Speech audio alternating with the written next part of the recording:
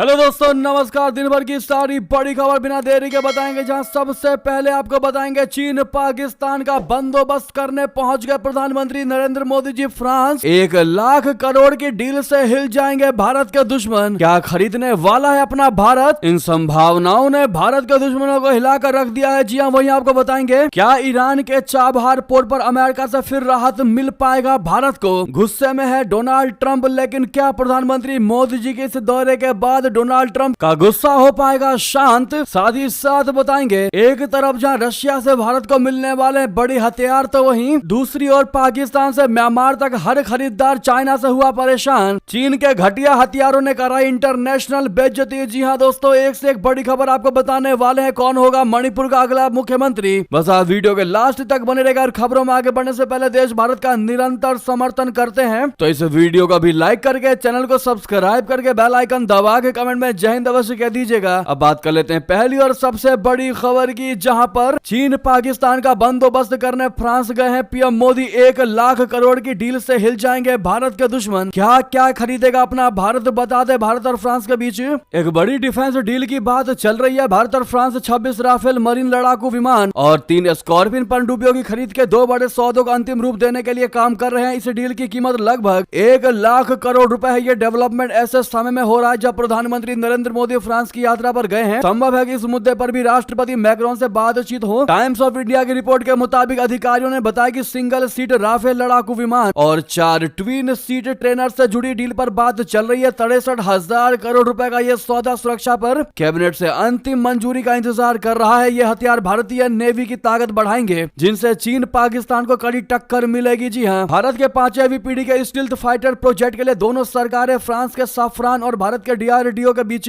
सहयोग के तरीकों पर भी चर्चा कर रही है। इस बीच राफेल एम सौदे में हथियार, सिमुलेटर, क्रू ट्रेनिंग और 5 साल का परफॉर्मेंस बेस्ड लॉजिस्टिक सपोर्ट शामिल है। जी हाँ, वाकई में इन 26 राफेल मरीन लड़ाकू विमान और 3 स्कॉर्पियन पनडुब्बियों की खरीद के बाद आप कह सकते हैं कि भारत ने अपने दुश्मनों का बंदोबस्त कर लिया है और अब भारत चैन के पल एंजॉय कर सकता है इन हथियारों की खरीद के बाद। जी हाँ, इनमें इतनी पावर है, वाकई में आप अंदाजा लगा सकते हैं कि चाइना जैसे मजबूत पड़ोसी को भी आसानी से भारत मजा चखा सकता है। वहीं बता दे दोस्तों, ये तो रही हथियार की बात। अगर बात करते हैं प्रधानमंत्री नरेंद्र मोदी जी की फ्रांस में दमखम देखने की बात, तो फ्रांस में दुनिया ने देखा भारत का दम। प्रधानमंत्री मोदी ने एक तीर से कई निशाने साधे। जी हाँ, फ्रांसीसी राष्ट्रपति इमैनुअल मैक्रोन ने पीएम नरेंद्र मोदी जी का फ्रांस में गर्मजोशी से स्वागत किया। जब वे एलिसी पैलेस में रात्रि भोज के लिए पेरिस पहुंचे थे। स्थानीय समय अनुसार शाम को मोदी जी कल राष्ट्रपति मैक्रोन द्वारा शासनाध्यक्ष और राष्ट्राध्यक्ष के सम्मान में एलिसी पैलेस में आयोजित रात्रि भोज में शामिल हुए। रात्रि भोज में प्रौद्योगिकी क्षेत्र के सीईओ और शिखर सम्मेलन में आमंत्रित कई अन्य विशिष्ट व्यक्तियों में से कई लोग इस डिनर पार्टी में शामिल हुए, जिसने वाकई में दोस्तों भारत की साख को पूरी दुनिया में बढ़ाया है। इससे भारत का पड़ोसी वाकई में जल भुन गया होगा और पीएम मोदी ने एक तीर से ये कई निशाने साधे हैं। वहीं बता दें तो वहीं दूसरी ओर, जैसा कि आपको पता है, फ्रांस के बाद अमेरिका की यात्रा करने वाले हैं पीएम मोदी जी, जहां वो डोनाल्ड ट्रंप से मिलेंगे। ऐसे में सबसे बड़ा सवाल उठ रहा है कि क्या ईरान के चाबहार पोर्ट पर अमेरिका से फिर राहत मिल पाएगा भारत को, वो भी तब जब भारत से नाराज चल रहे हैं डोनाल्ड ट्रंप,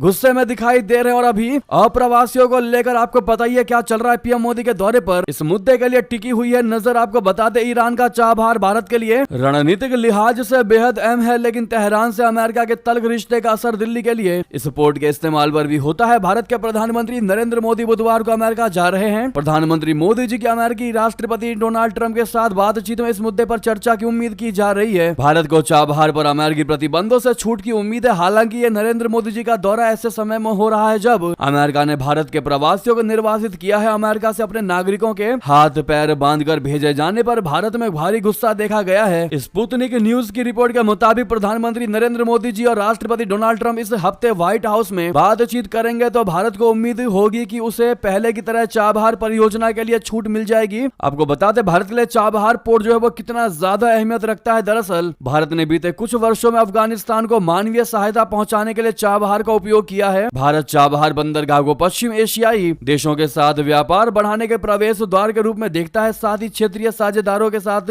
ओमान की खाड़ी के बंदरगाह को अंतरराष्ट्रीय उत्तर दक्षिण परिवहन गलियारे से जोड़ने के लिए काम कर रही है। ऐसे में अमेरिकी प्रतिबंधों से छूट मिलना इस परियोजना की सफलता के लिए बहुत जरूरी है। ऐसे में यह देखना दिलचस्प होगा कि मोदी जी और डोनाल्ड ट्रंप की मुलाकात में इस मुद्दे पर क्या बातें होती हैं और भारत राहत पाने में कामयाब होता भी है या नहीं होता है। आपको क्या लगता है दोस्तों, अपनी राय दीजिएगा। और मानता है कि डोनाल्ड ट्रंप के सरकार में भारत के लिए सारी चीजें पॉजिटिव ही होंगी तो सामने लाइक का बटन है, दबाना बिल्कुल मत भूलेगा। अभी तक नहीं लाइक किया है तो वहीं आपको बता दें। दूसरी ओर भारत भी बड़ा कदम उठाने वाला है अमेरिका को लेकर। उसको खुश करने के लिए भारत 30 चीजों पर कम कर सकता है टैक्स यानी कर। जी हां, भारत ने अमेरिका को खुश करने की तैयारी कर ली है। एक रिपोर्ट के मुताबिक भारत अमेरिका से आने वाली कुछ चीजों पर टैरिफ कम कर सकता है। ऐसा इसलिए ताकि अमेरिका भी बदले में भारत से जाने वाली चीजों पर ज्यादा टैक्स ना लगाए। ये जानकारी ऐसे समय सामने आई है जब अमेरिकी राष्ट्रपति ने स्टील और एल्यूमिनियम पर 25% टैरिफ लगाने की बात कही है। नोमुरा की रिपोर्ट के मुताबिक भारत अमेरिका से बढ़े हुए जवाबी टैरिफ से बचने के लिए 30 से ज्यादा चीजों पर टैरिफ कम कर सकता है। साथ ही भारत अमेरिकी डिफेंस और एनर्जी प्रोडक्ट्स की खरीदारी बढ़ाने पर भी विचार कर रहा है। मतलब साफ है कि भारत अमेरिका के साथ व्यापारिक झगड़ा नहीं चाहता, इसीलिए भारत अमेरिकी सामानों पर टैक्स कम करने की सोच रहा है। दोस्तों वहीं बता दें, चीन के घटिया हथियारों ने कराई इंटरनेशनल बेइज्जती। पाकिस्तान से म्यांमार तक हर खरीदार हुआ परेशान। दोस्तों चीन से जिस भी देशों ने सैन्य हथियारों को खरीदा है वे उसकी खराब गुणवत्ता, खराबी और मेंटेनेंस की चुनौतियों को लेकर परेशान है। इनमें भारत के 3 पड़ोसी देश पाकिस्तान, बांग्लादेश और म्यांमार से लेकर अफ्रीका के दर्जनों देश शामिल हैं। इसके बावजूद चीन को रत्ती भर भी अपनी बेइज्जती का गुमान नहीं है। वो धड़ाधड़ एक के बाद एक हथियारों को बना रहा है और उनका प्रचार भी कर रहा है। इस लिस्ट में 6ठी पीढ़ी का लड़ाकू विमान J-36 भी शामिल है, जो अपनी कैटेगरी में दुनिया में इकलौता है। दोस्तों 26 दिसंबर 2024 को जब मौत से तुंग की जयंती पर चीन के J-36 6ठी पीढ़ी के लड़ाकू विमान ने पहली उड़ान भरी तो पूरी दुनिया हैरान रह गई। चीन ने इस फ्यूचर जेट को सैन्य विमानन में चीन की तकनीकी छलांग के प्रमाण के रूप में पेश किया। सोशल मीडिया पर इस विमान की तस्वीरें छा गई और ऐसा लगने लगा कि चीन ने आज ही दुनिया के सभी लड़ाकू विमानों को पछाड़ दिया। हालांकि इस भव्य प्रदर्शन के पीछे एक ऐसी वास्तविकता छिपी हुई है जिससे न सिर्फ चीनी हथियारों के खरीदार बल्कि खुद चाइना भी परेशान है। दोस्तों चीन की सैन्य तकनीक अविश्वसनीय साबित हो रही है। इसके हथियार वास्तविक युद्ध में विफल हो रहे हैं और एक हथियार आपूर्तिकर्ता के रूप में इसकी विश्वसनीयता लगातार सवालों के घेरे में है। अगली खबर बता दें, जहां अफगानिस्तान और पाकिस्तान में ISIS-K की बढ़ती दहशत ने बढ़ा रखी है चिंता। जी हां, संयुक्त राष्ट्र में अमेरिका ने दिया ये बड़ा बयान। दोस्तों अमेरिका ने संयुक्त राष्ट्र सुरक्षा परिषद में कहा है कि आतंकवादी संगठन ISIS खुरासान की हमले करने की नई भर्ती करने की क्षमता को लेकर वो गंभीर रूप से चिंतित है और खासकर अफगानिस्तान और पाकिस्तान में जिस तरह से आतंकी समूह वाले हमले की साजिश रचने और उन्हें अंजाम दे रहा है वाकई में अनएक्सेप्टेबल है। संयुक्त राष्ट्र में अमेरिकी मिशन की कार्यवाहक राजदूत डेरोथी शिया ने आतंकवादी कृत्यों से अंतरराष्ट्रीय शांति और सुरक्षा को खतरा विषय पर अपनी प्रस्तुति के दौरान ये बातें कही। उन्होंने कहा कि आतंकवाद का मुकाबला करना अमेरिका की शीर्ष प्राथमिकताओं में से एक है और इस्लामिक स्टेट समेत अन्य आतंकवादी संगठनों को खत्म करने के लिए अमेरिका पूरी तरह से प्रतिबद्ध है। जी हां, तो वहीं तालिबान को हटाने के लिए ISI ने उठाया ऐसा कदम। एक्सपर्ट्स ने कहा पाकिस्तान को यह पड़ेगा बहुत महंगा लेकिन भारत को मिलेगा तगड़ा फायदा। दरअसल पाकिस्तान और अफगानिस्तान के बीच पिछले कुछ समय से लगातार तनाव जारी है। पाकिस्तान का कहना है कि अफगानिस्तान की पनाह में रह रहा TTP संगठन उसकी जमीन से आतंकी हमला कर रहा है। वहीं अफगानिस्तान की सत्ता पर बैठे तालिबान ने इन आरोपों को नकार दिया है। अफगानिस्तान की ओर से कहा गया कि पाकिस्तान अपनी कमियों को छुपाने के लिए दोष उसके सिर पर डाल रहा है। तो वहीं दोनों देशों के बीच जारी इस संघर्ष के बीच ऐसी रिपोर्टें सामने आई है जिसके मुताबिक पाकिस्तान की खुफिया एजेंसी ISI के अधिकारी तुर्की में तालिबान विरोधी निर्वासित अफगान नेताओं के साथ सीक्रेट बैठक कर रहे हैं। द प्रिंट की रिपोर्ट के मुताबिक तालिबान सरकार और पाकिस्तान के बीच बढ़ते संघर्ष के बीच ISI अफगानिस्तान में अपनी स्थिति को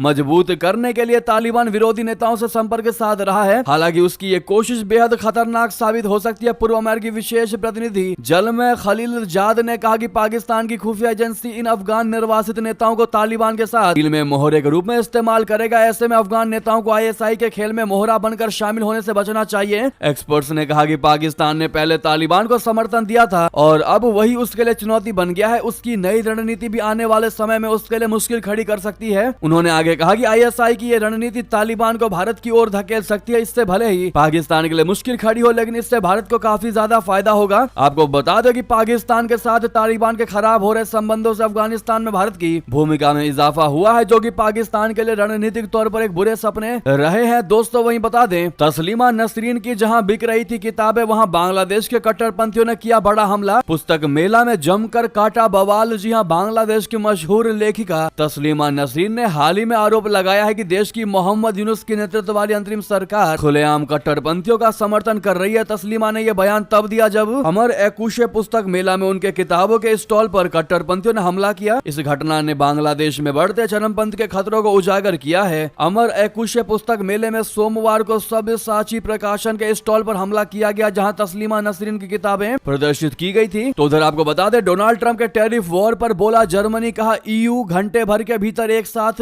मुंहतोड़ जवाब देगा। जी हां, अमेरिकी राष्ट्रपति डोनाल्ड ट्रंप शपथ लेने के बाद से ही कई ऐसे बड़े ऐलान कर रहे हैं जो वाकई में अन्य देशों को चौंका रहा है। वो कनाडा, मैक्सिको और चीन पर टैरिफ लगा चुके हैं, साथ ही कई और देशों पर भी टैरिफ लगाने पर विचार कर रहे हैं। इस बीच जर्मनी ने ट्रंप को दो टूक जवाब दिया है। जर्मनी के चांसलर ओलाफ स्कोल्ज ने कहा कि अगर अमेरिकी राष्ट्रपति ट्रंप यूरोपीय संघ यानी EU पर टैरिफ लगाएगा तो EU घंटे भर के भीतर उन पर टैरिफ लगाएंगे। ये पूछने पर कि क्या EU जवाबी कार्रवाई के लिए तैयार है, तो स्कोल्ज ने कहा हाँ, हम EU के तौर पर घंटे भर के भीतर एक्शन लेंगे। अगली खबर आपको बता दें, जहां पर कानूनी विवाद पर बोले जुकरबर्ग, कहा पाकिस्तान में मुझे फांसी की सजा देने की मांग उठ रही है। जी हां, मेटा के CEO मार्क जुकरबर्ग ने हाल ही में पाकिस्तान में अपने खिलाफ चल रहे कानूनी मामले पर बात की है। ये मामला फेसबुक पर साझा की गई एक पोस्ट से जुड़ा था, जिसे पाकिस्तान में शर्मिंदा माना गया। जो रोगन के पॉडकास्ट में जुकरबर्ग ने बताया कि इस मामले में उन्हें पाकिस्तान में मौत की सजा तक देने की मांग उठी थी। उन्होंने कहा कि कुछ देशों में ऐसे कानून है जिनसे हम सहमत नहीं होते। एक समय था जब पाकिस्तान में किसी ने मेरे खिलाफ केस किया था क्योंकि फेसबुक पर किसी ने पैगंबर मोहम्मद का एक चित्र साझा किया था, वहां इसे शर्मिंदा माना गया और मेरे खिलाफ आपराधिक मुकदमा चला। मुझे नहीं पता कि यह मामला कहां तक पहुंचा, क्योंकि मैं पाकिस्तान जाने की योजना नहीं बना रहा था, इसीलिए ज्यादा चिंता नहीं है। तो उधर आपको बता दें, पाकिस्तानियों के लिए सऊदी अरब का बहुत बड़ा फैसला। उमराह के लिए जाने से पहले हर हाल में करना होगा ये काम। दोस्तों, पाकिस्तान से उमराह के लिए सऊदी अरब आने वाले लोगों के लिए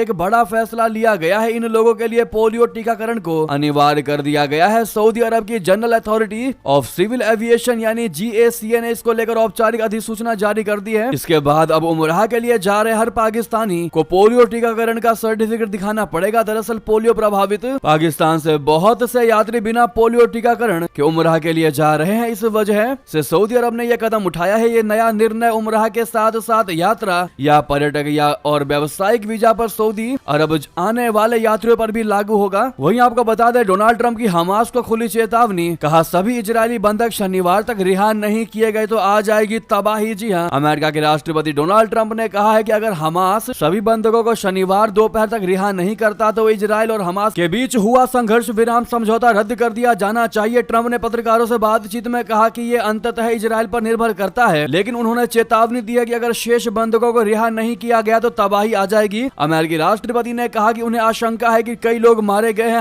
हालांकि ट्रंप ने यह भी कहा कि ये मैं अपनी तरफ से बोल रहा हूं, इजराइल इससे असहमत भी हो सकता है। वहीं बता दें, आ गई दुनिया के सबसे भ्रष्ट देशों की लिस्ट। जी हां दोस्तों, पाकिस्तान का नाम फिर से फिसड्डियों में और नीचे चला गया। साथ में भारत का क्या रहा हाल वो भी आपको बताते हैं। दरअसल ट्रांसपेरेंसी इंटरनेशनल ने मंगलवार को करप्शन परसेप्शन इंडेक्स यानी CPI 2024 की रैंकिंग जारी कर दिया। भ्रष्टाचार धारणा सूचकांक के तहत दुनिया भर के सबसे भ्रष्ट और सबसे ईमानदार देशों की रैंकिंग की जाती है। लिस्ट जारी करने के लिए CPI 180 देशों और क्षेत्रों को सार्वजनिक क्षेत्र में भ्रष्टाचार के कथित स्तरों पर आधार पर रैंकिंग को जारी करता है। देशों को 0 से 100 के बीच अंक दिए जाते हैं, जिसके सबसे अधिक अंक पाने वाले सबसे साफ सुथरा और कम अंक पाने वाले को सबसे भ्रष्ट देश घोषित किया जाता है। रिपोर्ट के ट्रांसपेरेंसी इंटरनेशनल बर्लिन ने जारी किया है। CPI रिपोर्ट के मुताबिक वैश्विक भ्रष्टाचार का स्तर चिंताजनक रूप से उच्च बना हुआ है। रिपोर्ट में दुनिया भर में गंभीर भ्रष्टाचार सामने आया है। 2/3 से अधिक देशों का स्कोर 100 में से 50 से नीचे है। लगभग 6.8 अरब लोग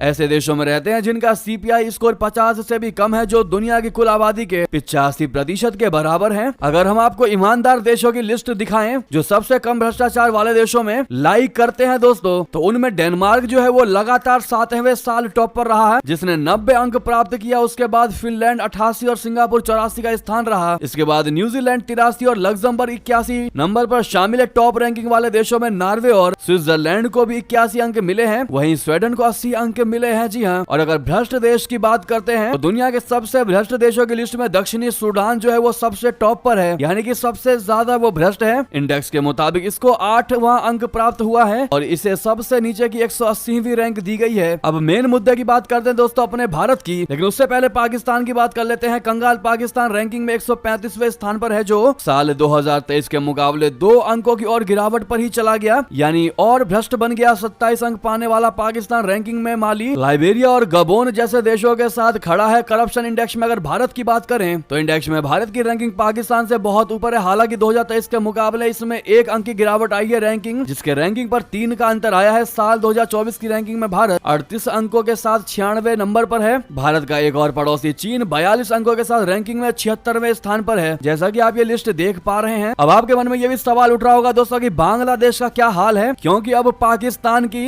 ही तरह बनता जा रहा है बांग्लादेश। तो आपको बता दें, बांग्लादेश 23 अंक के साथ 151वें स्थान पर है, जबकि श्रीलंका को 32 अंक मिले हैं और वो 121वें स्थान पर है। तालिबान राज्य में अफगानिस्तान को 17 अंक मिले हैं और वो 165वें स्थान पर है। जी हाँ दोस्तों, ये थी दुनिया के सबसे भ्रष्ट देशों की और दुनिया के सबसे ईमानदार देशों की लिस्ट। आपकी इस पर क्या राय है दोस्तों, कमेंट में लिखकर अवश्य बताइएगा और भारत को सुझाव जरूर दीजिएगा कि भारत और कितना बेहतर हो सकता है इस मामले में, किस तरीके से बताना मत भूलिएगा। आप लोग भारतीय होने के नाते भारत के लोगों को क्या सुझाव देना चाहेंगे जरूर बताइएगा। इसी बीच अगली और अंतिम खबर आपको बता दें, जहां कौन होगा मणिपुर का अगला मुख्यमंत्री चर्चा में आ रहे हैं ये सबसे बड़े नाम। दरअसल मणिपुर में भड़की जातीय हिंसा के करीब 2 साल बाद मुख्यमंत्री एन बीरेन सिंह ने रविवार को इम्फाल के राजभवन में राज्यपाल अजय कुमार भल्ला को अपना इस्तीफा सौंप दिया। अब सवाल यह है कि मणिपुर के अगले मुख्यमंत्री के रूप में बीरेन सिंह की जगह कौन लेगा। तो आपको बता दें दोस्तों उन चुनिंदा नामों के बारे में जो मुख्यमंत्री पद की रेस में दावेदार माने जा रहे हैं मणिपुर के लिए। इनमें थोंगम बिस्वजीत सिंह, युमनाम खेमचंद सिंह, थोक चोम सत्यव्रत सिंह, थुआनो ओजम बसंत कुमार सिंह और गोविंद दास कोंथोजम शामिल है। इनमें से भी युमनाम खेमचंद सिंह और थोक चोम सत्यव्रत सिंह का नाम प्रबल दावेदारों में माना जा रहा है। इसी बीच दोस्तों ये थी की सारी बड़ी खबरें। आपको खबर कैसी लगी कमेंट बताना बिल्कुल मत भूलिएगा। साथ ही इस वीडियो को भी लाइक करके चैनल को सब्सक्राइब करके बेल आइकन दबा के कमेंट में जय हिंद अवश्य कह दीजिएगा। मिलता अगली बड़ी खबर में, और यहाँ तक बने रहने के लिए आप सभी का बहुत बहुत धन्यवाद। जय हिंद, जय भारत।